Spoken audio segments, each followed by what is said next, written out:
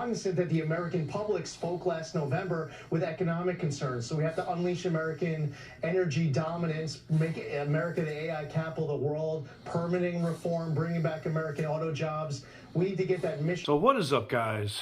Welcome on back to TK's Garage. And yes, the EPA administrator has done another interview on Fox News, this time on the Laura Ingraham show. And they had senators outside. They're salty. The EPA is possibly going to be completely closed, as I reported in a video here earlier. And they're focusing on a core mission and could move operations over to the Justice Department, where prosecutions happen anyway. Wow. Common sense.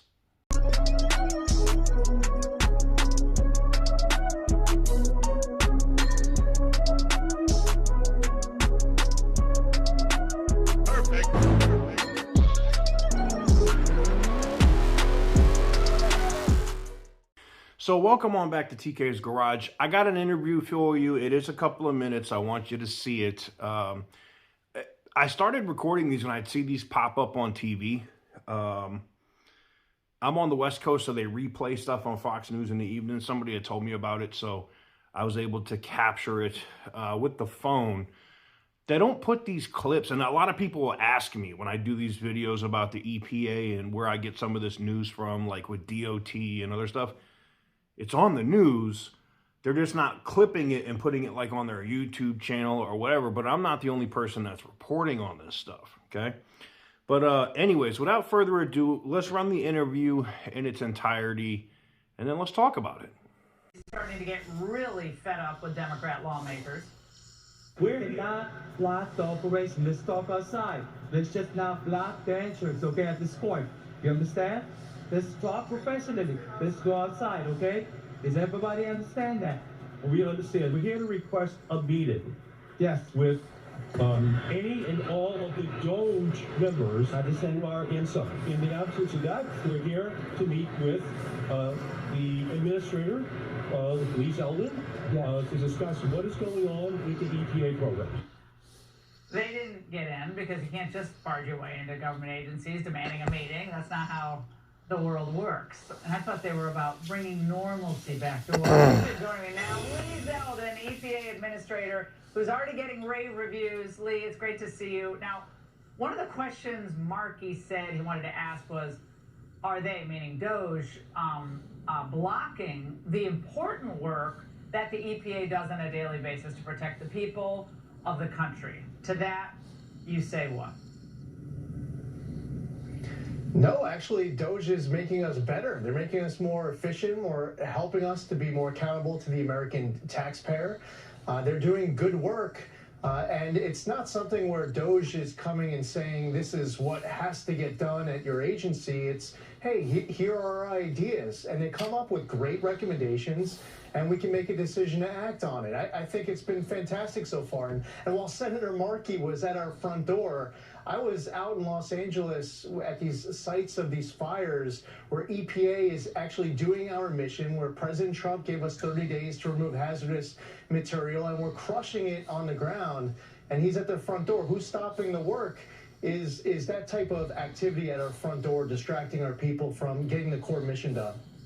About California, Lee, there's also concern, however, there that the building is not going to be restoring that area to what it was, but something much more akin to the kind of social engineering projects that a lot of conservatives have been warning about. What can you tell us about that as you do your other work there? That is something that we had not yet come across. As I was pointing out, our phase 1 mission, which President Trump, when he came in, he did an executive order. He said, get your job done cleaning up the hazardous material within 30 days. We currently have over 1,200 workers on the ground. As phase 1 gets done, Army Corps at that property comes in. They do phase 2. That's the debris removal. And as far as that long-term recovery rebuild, to your question, that's something that hasn't crossed my plate just yet. All right, and Lee, this issue with the constant protests at federal agencies, That's a decision the Democrats have made. That is their new strategy, and they believe it'll change public opinion somehow by showing you all as heartless and uncaring and lacking in compassion. They're using the word authoritarian and dictator. It's back to the 2024 playbook. What are employees of your department saying to you as these protests continue? They believe in the core mission, and it's important that we do the core mission. A place like EPA, our mission is protecting human health and the environment, but being cognizant that the American public spoke last November with economic concerns. So we have to unleash American energy dominance, make America the AI capital of the world, permitting reform, bringing back American auto jobs. We need to get that mission done. And when they're out there protesting, understand, like, for example, there was $160 million went to a Canadian electric vehicle manufacturer to build school buses. Well, they declared bankruptcy, but they still haven't delivered $95 million worth of these buses to 55 school districts. This is just an example. We threaten all of that because we want to do something about it to stop it. Lee, you've been busy these last 3 weeks. Come back often. Thank you so much. So as you can clearly see, they talk a little bit about California and how they're, violating, crap that they're doing out there. And then they talk about following the core mission, right? And that is cleanup stuff, natural disasters, like the train derailment in Ohio, cleaning up the ground and the water there, going after, cleaning up things like we see from the natural disasters in North Carolina. That is what the EPA's mission was originally designated for, right? It was also to go after companies that were dumping hundreds of gallons of solid waste into waterways and things of that nature. Not going after consumer products, not going after auto manufacturers because, oh my God, this truck might put out more carbon than a truck that has a smaller displacement engine, okay?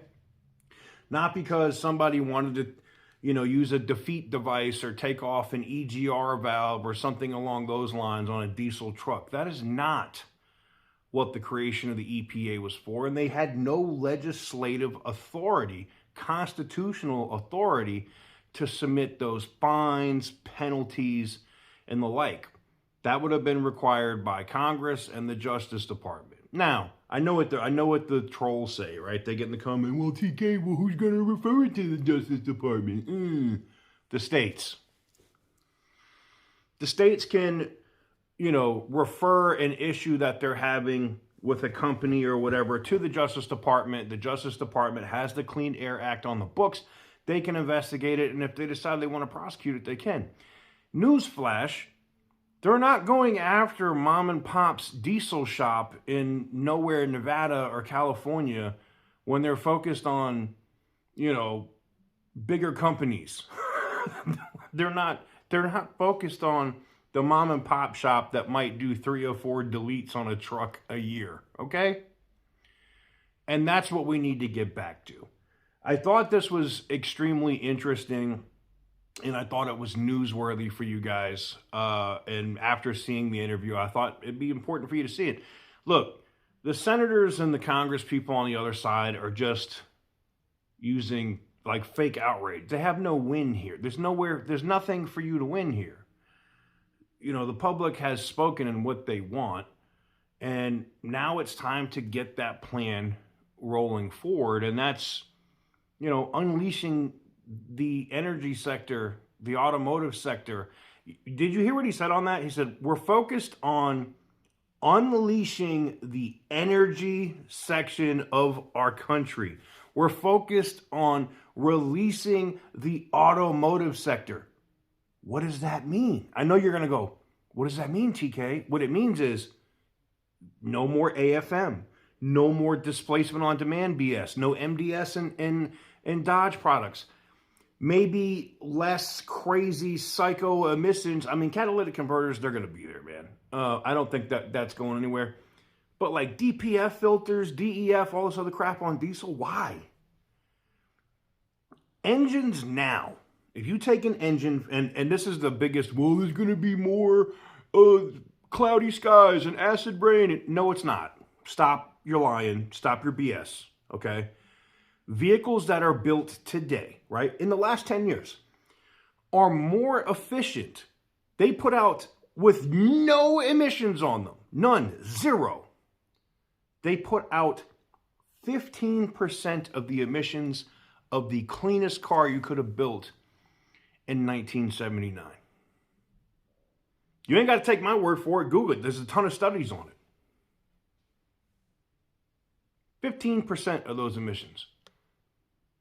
So we're bankrupting our citizens who can't even afford a $1,000 emergency to have emission systems that don't work and actually cause more harm to the environment and waste as they grenade engines at 50,000 miles and cause worse fuel economy. Make that make sense. It doesn't. But I digress. Let me know what you guys think in the comment section down below. Give this video a big thumbs up if you like what I do. Hit the subscribe button if you haven't already. And as always, stay petty, my friends. Editor's note. I know y'all are going to be in my comments talking about, yo, TK, it sounded like you fell asleep while you were filming this video. I did. I was tired. So, yeah.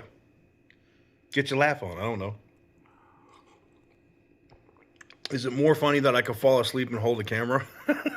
I think it is.